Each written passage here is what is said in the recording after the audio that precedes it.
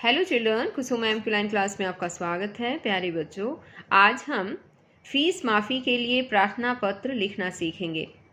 सभी बच्चे वीडियो को शुरू से लेकर अंत तक पूरी देखें और अगर आप अभी तक मेरे चैनल का हिस्सा नहीं बने हैं तो मेरे चैनल ऑनलाइन स्टडी हब को सब्सक्राइब भी करें, साथ में दिए बेल आइकन को ज़रूर प्रेस करें। तो देखिए, शुरुआत करते हैं। सबसे पहले प्रार्थना पत्र लिखते समय हमें लिखना होता है सेवा में। उसके बाद नेक्स्ट लाइन में लिखते हैं श्रीमान मुख्य अध्यापक जी। यहाँ पर ये बात गौर करने योग्य है बच्चों कि अगर आपके हेड टीचर सर हैं तो आपको मुख्य अध्यापक जी लिखना है, और अगर हेड टीचर कोई मैम है तो उसके लिए आपको श्रीमती मुख्य अध्यापिका जी यहाँ पर लिखना पड़ेगा। श्रीमान, मान की जगह मती आ जाएगा, मुख्य अध्यापक की जगह मुख्य अध्यापिका आ जाएगा। ठीक है। अब उसके आगे नेक्स्ट लाइन में आपको अपने स्कूल का नाम लिखना होगा। उससे अगली लाइन में आपको आपके गांव या शहर का नाम लिखना होगा।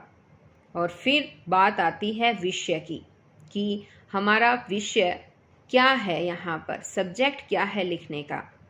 तो वो हम लिखेंगे जैसे यहाँ लिख रहे हैं, फीस माफ़ी के लिए प्रार्थना पत्र।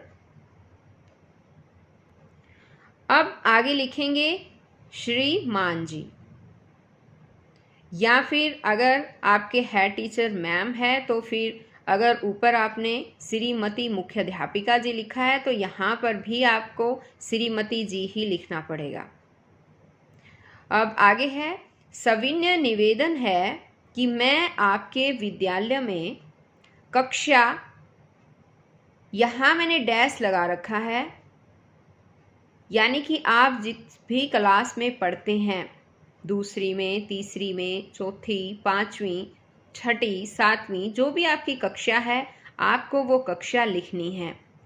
कक्षा जैसे मैं लिखूँ यहाँ पर कक्षा 5वीं का छात्र या छात्रा हूँ। यहाँ पर मैंने ये दोनों इसलिए लिखे हैं, अगर आप बॉय हैं तो छात्र लिखेंगे, अगर गर्ल हैं यानी कोई लड़की है तो फिर आप छात्रा लिखेंगे।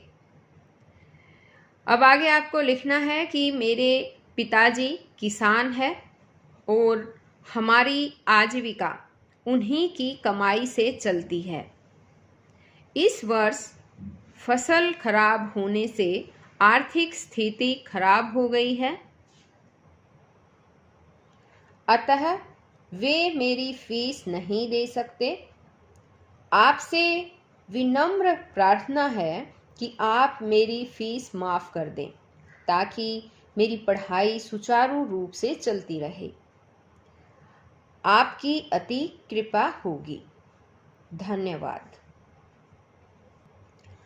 अब एक बात और ध्यान दीजिए बच्चों कि जैसे मैंने ऊपर आपको बताया था कि मेरे पिताजी किसान हैं, इसकी जगह पर अगर आपके पिताजी कोई दुकानदार है या कोई बिजनेसमैन है तो आप उसे अपने तरीके से भी लिख सकते हैं।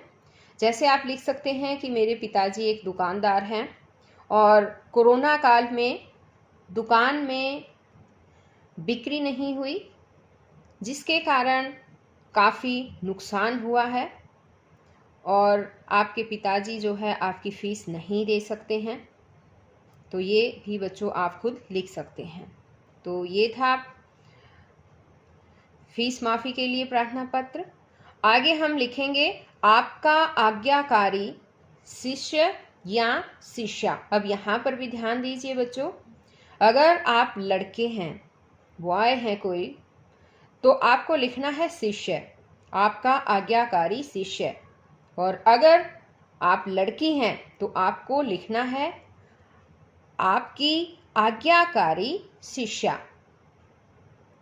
उसके बाद आपको लिखना है अपना नाम। नेक्स्ट लाइन में लिखेंगे कक्षा कि आप कौन सी कक्षा में पढ़ते हैं। उसके बाद आपको अपना रोल नंबर लिखना है और अंत में आपको लिखनी है डेट यानी दिनांक। जिस भी तारीख को आप ये प्रार्थना पत्र लिख रहे हैं वही डेट आपको यहाँ पर डालनी है। तो बच्चों, मुझे आशा है आप प्रार्थना पत्र लिखना सीख गए होंगे।